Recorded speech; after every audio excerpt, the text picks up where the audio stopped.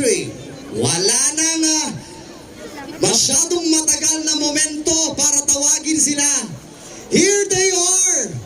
May we show support to our fourth entry from the Bulo National High School.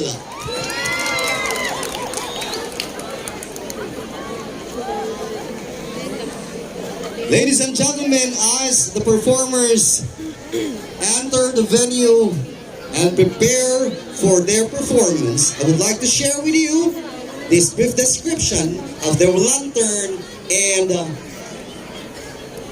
the meaning of what they're about to perform or to show us. Bulo National High School. We, the Ikalingas, are known to be bearers of rich culture and traditions.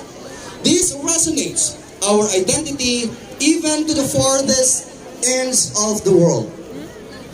A part of this is our high reverence towards the Supreme Being, the Divine or God, from whom we owe life and everything that exists around us. Bulo community was known for its Funfunong Festival, a festival that celebrates rich culture which connotes man-os-osaan and fat-fatsyang among community members. The preparation for the performance and the main star with all its materials are products of man-os-osaan and fat-fatsyang among learners, administration, and faculty, PTA, and other stakeholders. Each voluntarily shared what they have for this undertaking. The performance was inspired from the nativity narrative, I should say. This pictures the story of how, I stand corrected, nativity narrative, I should say. This pictures the story of how Mother Mary and Joseph became instruments in the incarnation of the Son of God, Jesus Christ. For us Christians, God's love story with mankind is perfected through the birth of His only begotten Son, Jesus Christ.